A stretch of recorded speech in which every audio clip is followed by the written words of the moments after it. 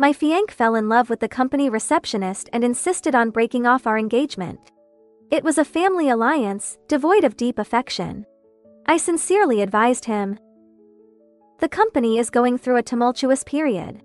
She lacks any influential background, it's wiser to be cautious. To my shock, the girl, upon hearing this, jumped off a cliff in despair. A winter later, he became the CEO of the company, and his first act was to falsely accuse my family's business of illegal activities. This drove my father to suicide, my mother to madness, and my sister to leap from a building. He then ran over my legs with his car and coldly declared, "This is what you owe Amanda." When I opened my U-Heights again, I found myself back on the day he insisted on breaking off our engagement. I looked at the table full of elders, raised my glass, and said, "In that case, let's toast to the lovers' happy union." Chapter 1. I died on the first anniversary of my marriage to Mike. The surprise I had eagerly anticipated for days turned out to be a nightmare. He ran over my legs with a car and then tossed me into the sea with weights tied to me. In an instant, the icy seawater engulfed me, filling my lungs with a bone-chilling coldness that felt as though it would tear me apart. In the last fleeting moment before sinking into the depths, I looked up at the starry sky and made a silent wish. If I could live again, I would change everything. In a blink, the suffocating darkness vanished, replaced by the opulence of a luxurious hotel. It seemed I had been reborn. Gazing at my reflection in the tea-colored glass on the wall, clad in a maroon cheongsam, I confirmed my suspicion. Not only was I reborn, but I had also returned to the time before the engagement, before I married Mike. This time, they would pay the price. Turning around, I noticed a man at the hotel entrance, dressed in rags and glancing around cautiously. I immediately instructed the waiter to bring him in discreetly. Soon, this man would deliver a special gift to Mike and his sweetheart. Chapter 2. Just like in my previous life, Mike arrived late to the engagement party. His parents made frantic calls, scolding and apologizing, until he finally made his grand entrance. Not only was he late, but he also brought his girlfriend Amanda. The two strolled in hand, Mike casually sipping from a pink cat-shaped water bottle, entirely unrepentant. He had once claimed to have a severe aversion to sharing drinks or food with anyone. So, despite our close relationship, he had never shared a meal or a drink with me. As he approached, he showed no signs of fatigue from the recent media frenzy, looking at the girl with tender affection. But she, like a frightened rabbit, clung to his sleeve, shrinking behind him. When her gaze scanned the room, it locked onto mine. Summoning her courage, she suddenly marched over and knelt before me. "Alice, can you be magnanimous and let me and Mike be together?" I shifted slightly, evading her desperate grasp. Seeing my reaction, she began to wail. "You have everything, but I have nothing. I only want Mike, please." Her tear-streaked face mirrored the despair I had witnessed in my previous life. "Let go of me." Amanda refused to be pulled away by the Smith family elders, her grip tightening on my cheongsam. In my past life, I had relented when she knelt, not wanting to create a scene. This time, even as her knees bled and her arms were scratched, I didn't spare her a glance. To debase oneself for a man truly despicable. I coldly yanked my skirt from her grip and moved further away. Not for any other reason, but to watch this drama unfold more clearly. Chapter 3. Seeing she couldn't hold on to me, Amanda trembled and glanced back at Mike. As I expected, he noticed her silent plea for help. No longer gentle, he strode over to rescue his beloved. Taking in her tear-streaked, injured face, he placed all the blame on me. "Alice, I didn't expect you to be so cruel." Before he finished his sentence, he struck me hard. Instantly, half my face burned with pain, and I felt a warm trickle from the corner of my mouth. But I was no longer the lovesick girl from my previous life. The next moment, I retaliated with a slap for each of them. Without giving them a moment to react, I struck again. The first slap is for your aggression against me. The second is for your betrayal, both as a cheating man and as a mistress. Then I raised my hand for a third slap. The third is a warning. Don't provoke me, or I will dismantle you piece by piece. With that, the room fell into stunned silence, the kind where a pin dropping could be heard. Mike, holding his face in shock, was left speechless. Perhaps he was accustomed to my gentle demeanor, never expecting to witness me so aggressive and relentless. Chapter 4. After a long moment, Amanda's sobs broke the stillness. "Forget it, Mike. I'm not worthy of you. We can't be together." Mike, unwilling to let her go, kissed her forehead and declared, "No. No matter the obstacles, I will ensure you a lifetime of happiness." Watching this nauseating display, I couldn't help but laugh, signaling the waiter. Soon, a filthy, disheveled man peeked through the door. Seeing Amanda on her knees, he rushed in, shouting, "Amanda! Did he bully you? We don't need the money. I'll live with you, even if we're poor." Amanda's face went pale as she hurriedly denied knowing him. I seized the opportunity to add fuel to the fire. "Don't know him? He seems to know you quite well." Panic set in as she scrambled to explain, but Mike's expression darkened. In truth, this man was Amanda's devoted admirer. She had used him for her own ends, ensuring her hands remained clean, just like in my previous life when she staged her fake death. Returning to the present, I pretended to be kind, reminding the man that without photos or videos, he couldn't make baseless accusations. Sure enough, he began rifling through his phone. He eventually showed a photo of them together, their faces pressed close, radiating intimacy. Feigning shock, I exclaimed, "Oh dear, this isn't fair to Mike." Before I could finish, Amanda snatched the phone and smashed it to the ground. She knelt, crying that he was her gambling-addicted brother and that they had severed ties, but he kept threatening her. Perhaps for the sake of face, or maybe he genuinely believed her, Mike called security to have the man removed and taken to the police. The atmosphere grew even more tense and quiet. I stood, raising my glass to the crowd. No need for obstacles to keep lovers apart. Let's celebrate true love today. In Amanda's shocked gaze, I silently vowed that this time, I would emerge victorious. Chapter 5. On the way home, I was haunted by the nightmare ending of my previous life. In the blinding light, a speeding car hurtled toward me. I couldn't dodge it. I was struck, run over repeatedly, blood soaking into the sand. Amidst the chaos, Mike stepped out of the car. His voice was cold, laced with mockery. "Did you enjoy this anniversary surprise?" His words, like those of a demon, jolted me awake. Feeling the cold sweat saturating my clothes, I realized I needed a formidable ally to make Mike and Amanda pay. With that thought, I pulled out my phone and found a contact with a black avatar. Reading his previously ignored message, I quickly typed, "It's not too late to regret." He had asked me the night before. "Mike is unreliable. If you regret it, come to me." Watching the typing notification appear, I soon received his reply. One word. "Okay." Chapter 6. The next day, I met him by the coast. He wore a sharply tailored black suit, his expression concealed behind dark sunglasses, looking travel-worn and rugged. From a distance, he caught sight of me in a bikini and began to remove his jacket. Before I could utter a word, he draped it over my shoulders. "Just off the plane?" I adjusted the jacket, the comforting scent of tobacco wrapping around me. "Whites," he replied. His gaze flicked to my face and my trembling hands. "What happened to your face?" "I got hit." "And your hands?" "Trophies from fighting back." Honestly, in that moment, I felt exhilarated, but later I realized my hands were still numb from the impact. He nodded, seemingly reassured, while it remained silent. Noticing his somber demeanor, I couldn't resist teasing him. "Still as taciturn as ever, uncle." As expected, his expression darkened, his tone taking on an edge.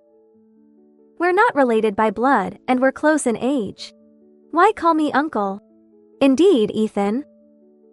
Without Mike, there was no Uncle Ethan. Whites, Ethan was Mike's uncle, but it was a distant relationship. Chapter 7. As a child, his parents were busy with work abroad, so they sent him to live with Mike's family. What began as a one-witter arrangement turned into a long-term stay, since we were all close in age. Ethan, 4 witters older, was handsome and academically gifted, drawing admiration from countless girls at school. But due to my parents' engagement promise, I never allowed myself to focus on him.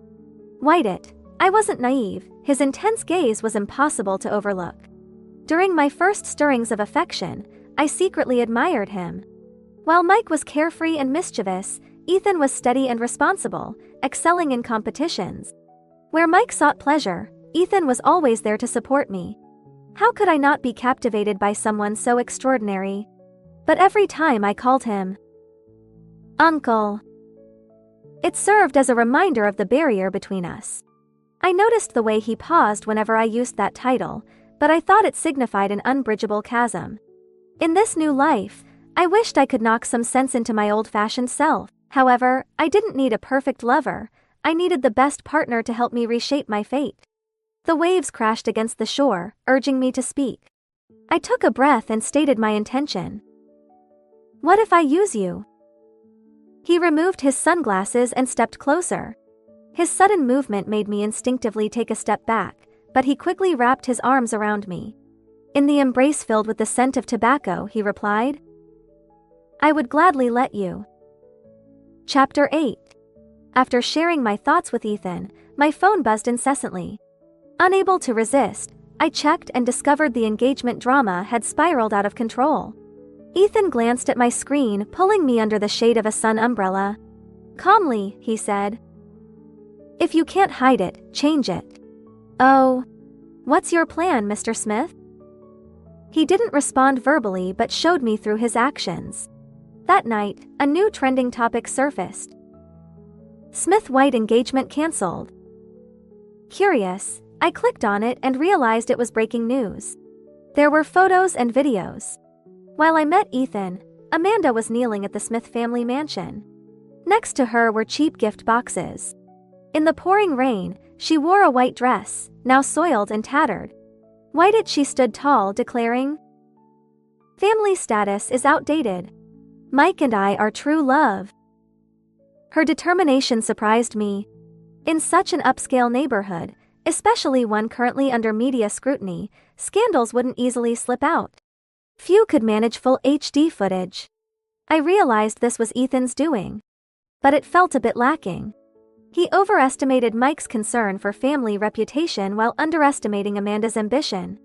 A man flaunting his mistress before an engagement didn't care about public opinion. A mistress knew exactly what she wanted. I texted him, Is this it? Are we watching kids argue? He replied instantly, Wait. I don't like situations I can't control. Tell me so I can add to the drama. So, I decided to assist Amanda in marrying into the Smith family. Chapter 9. Mike's mother had suffered a peculiar illness in her youth, leaving her in excruciating pain on rainy days. She also lost her ability to conceive. Thus, despite Mike's shortcomings, he remained their beloved only child. Our families were once close, and I felt sympathy for her, seeking doctors over the witters. Recently, I found herbs to alleviate her pain. I thought that once I delivered the herbs, she would grow fonder of me and loathe Amanda even more. How can we break this deadlock? Ethan instantly understood my plan. Motherhood is power. Exactly, a fake pregnancy to gain favor. In wealthy families, fake pregnancies were the ultimate taboo. The day before I delivered the herbs, Amanda accidentally encountered the maid taking out the trash and learned of the mother's whittering for a grandchild. On the day of delivery, rain fell incessantly. Amanda, unwavering, knelt outside, Mike by her side. Upon seeing me, his heights blazed with anger. You're the one who brought this on. Why are you here if you blessed us? I lifted the package of herbs, focusing on the tearful Amanda with a soft, humble tone. Your mother has suffered for too long. These herbs will help her. When he heard they were for his mother, Mike stood and followed me inside. Amanda clutched his wrist, heights glistening with tears. Mike, don't leave me. but he gently pried her fingers away. "I'll be right back." Before leaving, I caught a glimpse of her disbelief and resentment. I returned her gaze with a mocking smile. The herbs worked wonders. After just a small bowl, his mother felt much better. "That's incredible, my witters of searching weren't in vain." She held my hand tightly, expressing her gratitude, saying that Mike was merely confused and would ultimately choose me. Mike remained silent. But soon, soft sobs broke the atmosphere. Amanda stood behind the maid, biting her finger, looking fragile. "Who let you in? Get out." His mother, furious at her presence, hurled a teacup. But just as she opened her mouth to speak, the girl stumbled and fell to her knees. Her knees, already scraped from days of kneeling, now bled profusely. "Mike, it's all my fault. But please don't blame our child." She touched her flat belly, shocking everyone. "I'm pregnant, Mike." "Really?"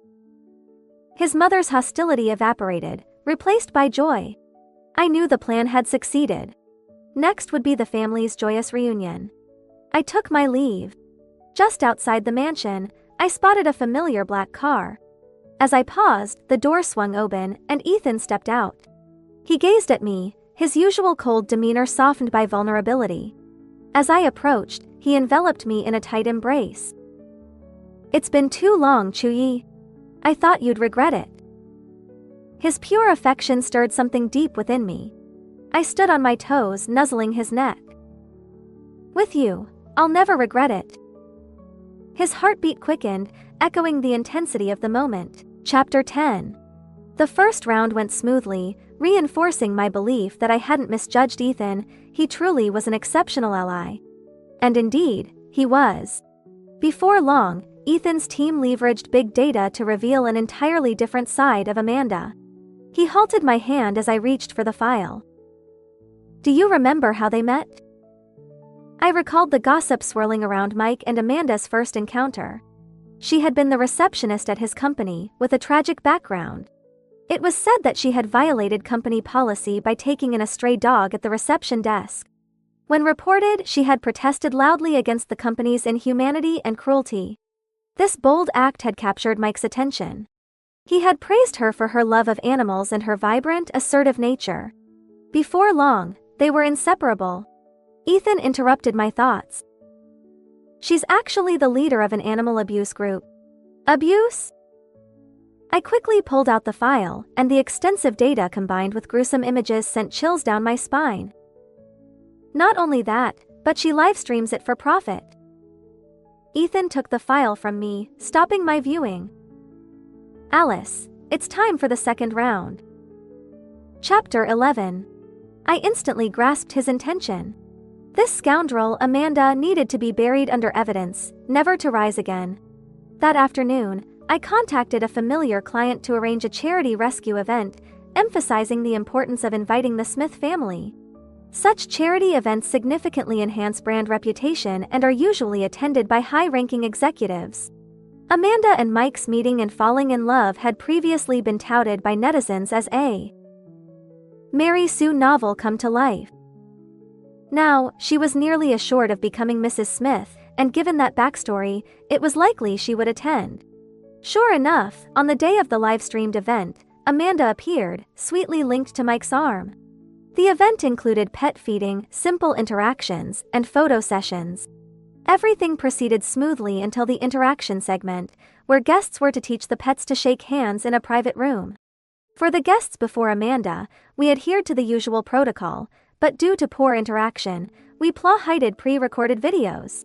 She assumed the same would apply to her. But the live broadcast revealed her true, sinister nature. Chapter 12. The interaction room Amanda entered was specially prepared with 360-degree cameras. Additionally, 20 hidden cameras were installed to capture every small movement and expression. Inside, her interaction pet was a small poodle with its tail and ears cut off by humans. Despite its past trauma, the dog still smiled like an angel. But it didn't know it was facing a demon. Amanda observed the dog, finding no signs of aggression, and began searching for blind spots in the room. She lured the dog with treats to a blind spot, grabbed its neck, and repeatedly slammed it. Soon, the screen was filled with the sound of thuds and the dog's cries. I saw the live comments rolling in. What is she doing? Is she abusing the pet? Oh my God, save the dog. I can't stand the cries. Didn't she get with the Smith family heir because she loved pets? Turns out she'll do anything to marry into wealth. Not just a facade, she's not even human. In the hall, people gasped at the scene. Many guests were genuine pet lovers, rushing in to save the dog. I saw Mike's gentle gaze shatter into extreme anger. Even he realized something was wrong. His gaze, dark and complex, fell on me through the crowd. Amanda, dragged out, still tried to justify herself, calling for Mike. Mike, you know me best. We met because of a stray dog. Seeing Mike silent, with the screen still showing her room, she seemed to understand. The dog suddenly jumped at me. You know I'm pregnant. She emphasized. Pregnant. I lost control to protect the baby. This reason seemed plausible, and Mike finally showed a bit of understanding. If that's the case, then forget it. Forget it? My 20 hidden cameras and thick stack of evidence would be wasted? Wait! I stood up, signaling the backstage to switch angles. As a special guest of the event, I requested additional hidden cameras in the room. Amanda clenched her fists, her face murderous. Let's see if Miss Ning is telling the truth. If so, compensation is in order. With that, the clear video from the blind spot began to play. Chapter 13. In the video, Amanda's U-heights gleamed with malice, like a demon from hell. As the dog approached, she began her brutal abuse. The audience watched in horror, some parents covering their children's U-heights and ears. The comments exploded with condemnation. What a monster! This is the Cinderella the Smith heir chose? Is he blind? I hope she suffers as the dog did. She's young, but don't let her off. I paused the video. Miss Ning, any explanation? This is slander, a heartless attack. Amanda shook off Mike's hand, pointing at me and cursing. You prepared this video to slander me. You just can't stand losing Mike. Even at the end, she was defiant. Huh, I predicted you'd be attacked by a dog. Miss Ning, think before you lie. The audience murmured in agreement. Her actions are too practiced to be the first time. Is she a psychopath? She lies so easily. It's not me. It's not me. Amanda screamed, trying to attack me. Fortunately, Ethan appeared in time, shielding me and leading me away. Amanda continued to scream, but the police soon arrived, taking her away. Amidst the crowd, I saw Mike's bloodshot U-heights fixed on me. After a while he approached, his gaze lingering on Ethan's arm around me. Uncle, you and... Ethan casually replied. Nephew, as you see, we're dating. Chapter 14. With that, Ethan leaned down and kissed me, deepening the kiss. Mike stepped back in disbelief, but he had no time to process it. His mother arrived at the scene. She stumbled, trembling. Mike, I saw online that Amanda abused animals. Amanda? How ironic. In just a few days, she was calling her so affectionately. Mike remained silent. Answer me. You need to be careful. Amanda is pregnant. What's a little animal abuse? Don't harm my grandchild. She was almost hysterical. But she lied to me, Mom. Mike's U-heights were hollow, like a lost soul. I had no interest in this selfish argument. Leaving the hall with Ethan, I soon saw the police's official announcement. Amanda was guilty of animal abuse, and as the leader of an animal abuse group, she was arrested. The comments were overwhelmingly against her, with many worried she would get a lighter sentence due to pregnancy. The police added another announcement. After examination, Miss Amanda is not pregnant and will be dealt with according to the law. The second round was successfully completed, and I smiled in satisfaction. Ethan hugged me, and we bumped fists. Miss White, congratulations to us. Chapter 15. Perhaps Mike was too shocked, causing a huge commotion after returning home. His mother kept sending me apologetic messages. Alice, it was a mistake to trust the wrong person. Please don't be angry. Similar messages kept coming, as if they wouldn't stop until I relented. Just a mistake? Now they wanted to wash their hands clean. In my previous life, I had asked Mike why he fell for Amanda. He replied, "A gambling father, a sick mother, a brother in school, and a broken girl." In short, her background triggered his protective instincts, giving him a sense of accomplishment. He said it was a joy he couldn't get from me. I concluded, despicable. Glancing at the messages, I turned off my phone and snuggled into Ethan's arms. But before I could warm up, the doorbell rang. It was his mother. As soon as I opened the door, she knelt and kowtowed. "Alice, please come back and see Mike. He's not eating or drinking, talking about marrying you." Marrying him? I felt a twinge of suspicion. Seeing no reaction from me, she cried even harder, pushing away my attempts to help her up. "Alice, if you don't agree, I won't get up. You know, Mike is my only child. I can't lose him." "Fine, I'll go," I replied bluntly. I wanted to know where Mike's delusions came from. After sending her away, I turned to see Ethan standing behind the door. His heights were red, and he smelled of tobacco. His gaze was broken, as if he feared losing me. "What's wrong?" I stepped forward to hug him, but he stepped back, cautiously asking, "Will you come back?" "Of course, I love you." Seizing the moment, I kissed him. "Then I'll wait for you." His face turned red, spreading to his ears, like spring water rippling. Chapter 16. When I arrived at the Smith house, Mike had just been bandaged by the family doctor. Seeing me, his heights reddened.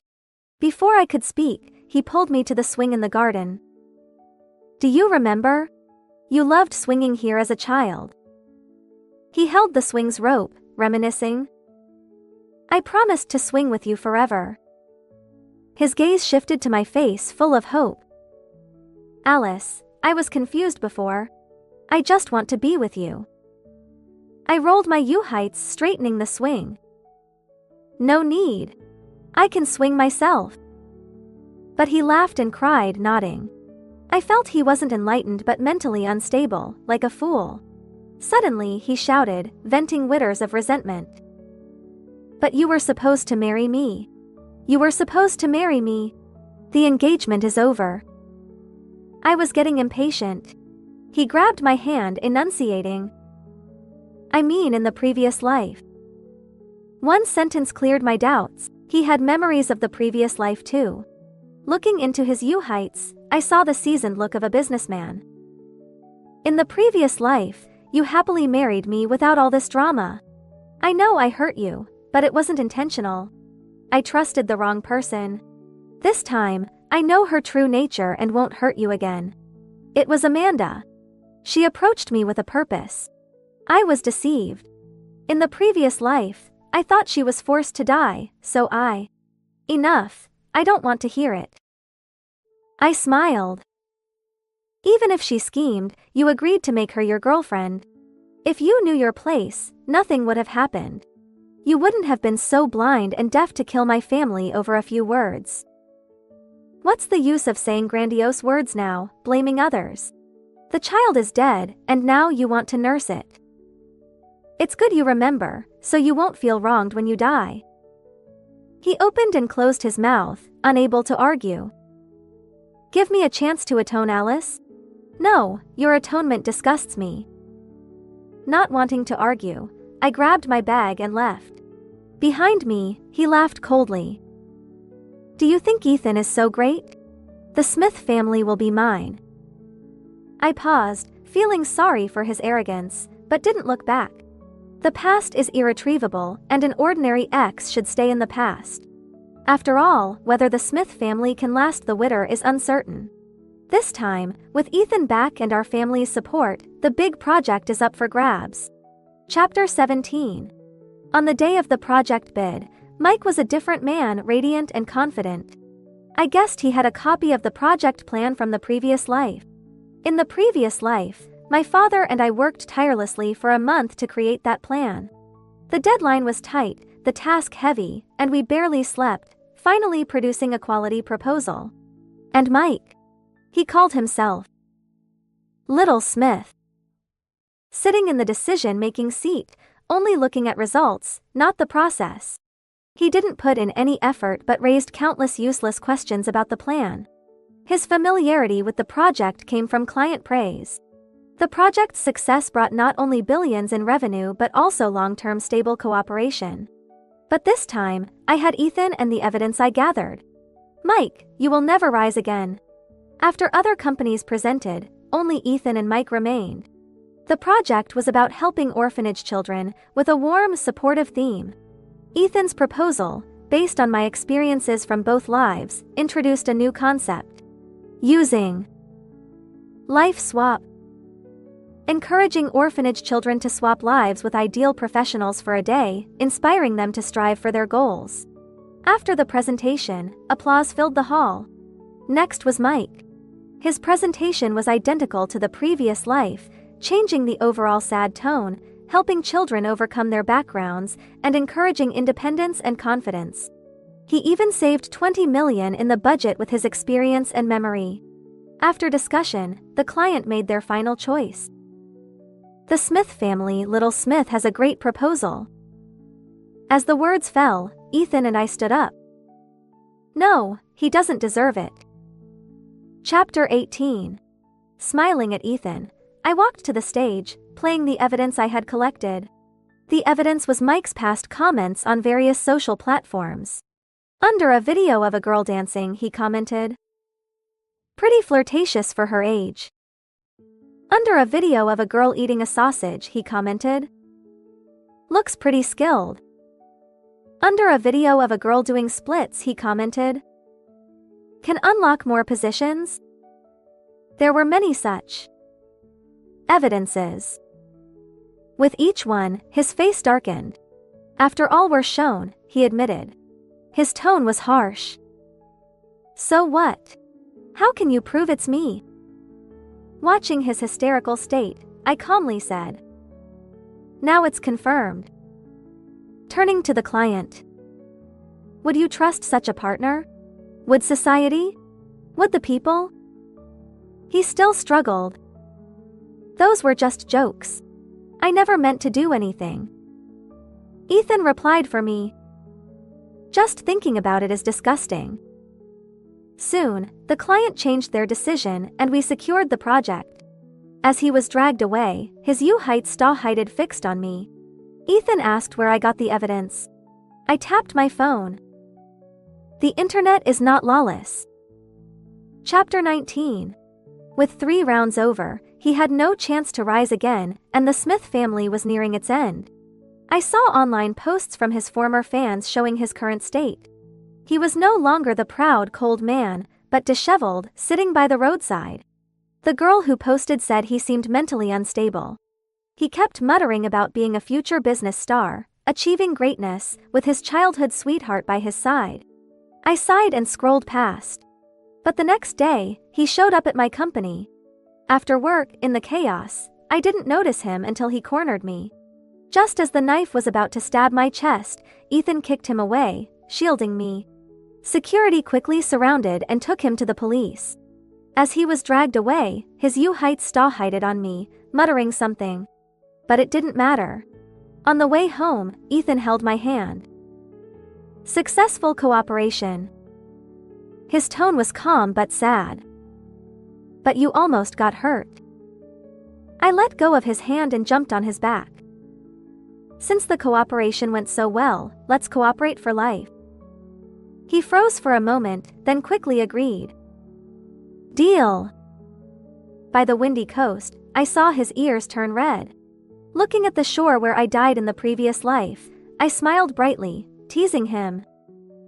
Ethan, if you treat me badly, I'll throw you into the sea. At your disposal. With that, he quickened his pace. I seemed to hear the wind cheering. Yan Chuyi, congratulations, you're free.